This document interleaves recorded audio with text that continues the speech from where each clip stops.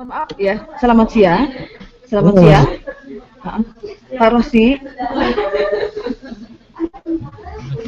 Halo. Halo, selamat siang. selamat Halo, siang. bisa dengar suara saya? Halo. Ya, Halo. Halo. ya Selamat silakan. siang Pak Rosi. Selamat siang Pak Rosi. Ya, Saya mau bertanya tentang SR. Untuk SR selain untuk menentukan masalah dan tujuan penelitian, apakah harus masuk pada bab 2? Halo? ya. Ini Bu saya jelaskan. Kemudian Ya, satu lagi Pak, kemudian mohon maaf satu lagi, untuk misalnya saya tidak menemukan SR yang persis dengan rencana penelitian saya, cuma memang kasusnya mirip, misalnya untuk thalassemia, tetapi yang saya temui itu chronic disease misalnya, karena thalassemia juga bisa masuk pada karakteristik penyakit kronik gitu. Apakah bisa saya masukkan Pak seperti itu barangkali? Terima kasih.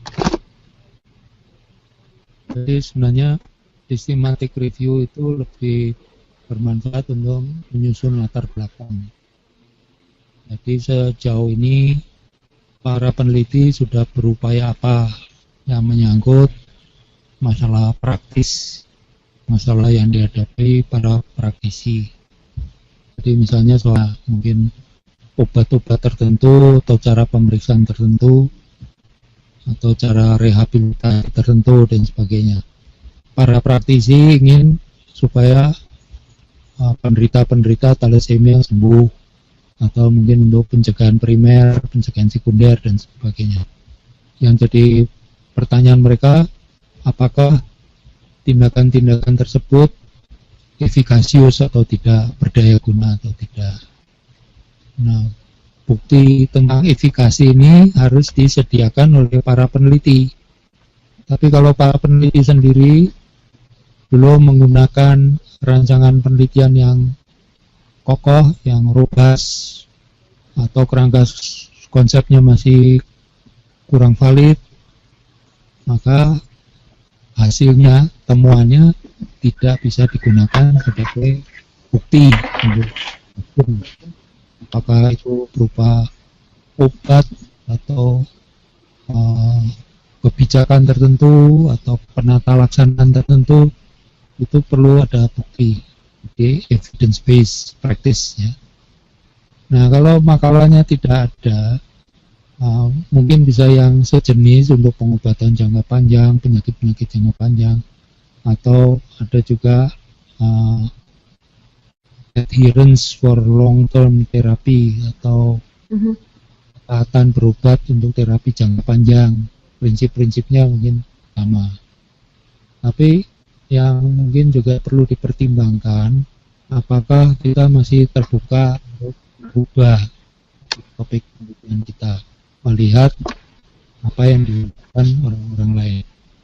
Nah, kemungkinan lain lagi kita lacak sendiri, kita melakukan semacam systematic review, mungkin tidak seketat itu, mungkin scoping review, yang memetakan, melihat sejauh ini di mana-mana sudah melakukan penelitian apa.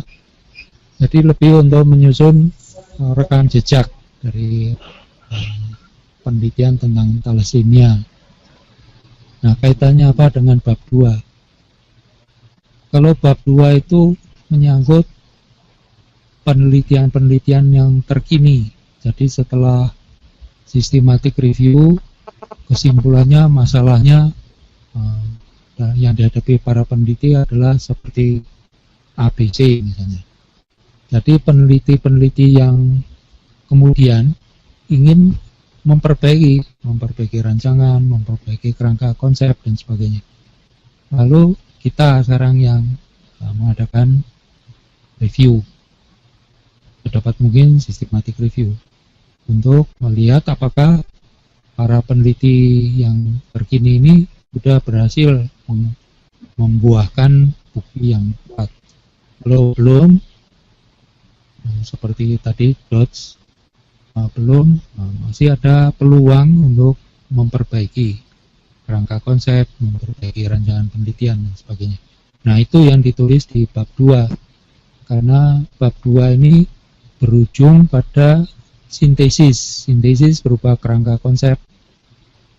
Kalau perlu kerangka konsep yang baru, dan konstruk-konstruk yang baru, atau hipotesis-hipotesisnya juga baru dengan rancangan yang lebih kuat dan sebagainya. Jadi ini untuk menyusun bab 2 telah pustaka.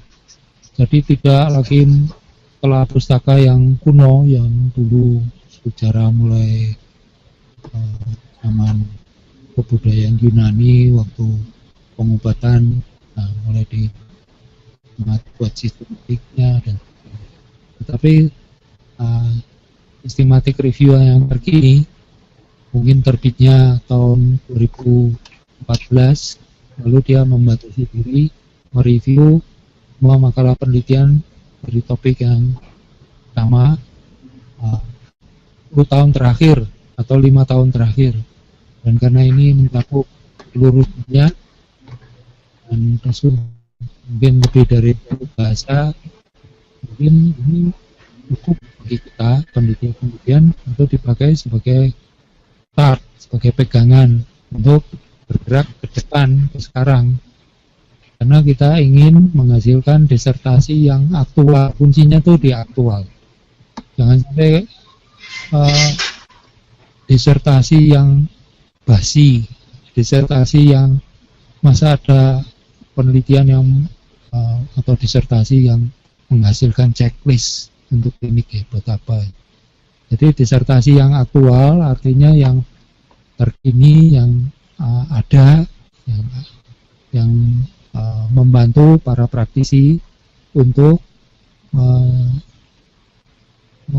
memecahkan masalah-masalah ada yang masih hangat. Misalnya thalassemia tadi, obat yang betul-betul efikasius belum ada, atau metode pencegahan primer sekunder belum ada.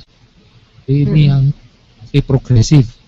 Ada teori-teori yang sudah mulai ufur, jadi sudah makin tidak terpakai.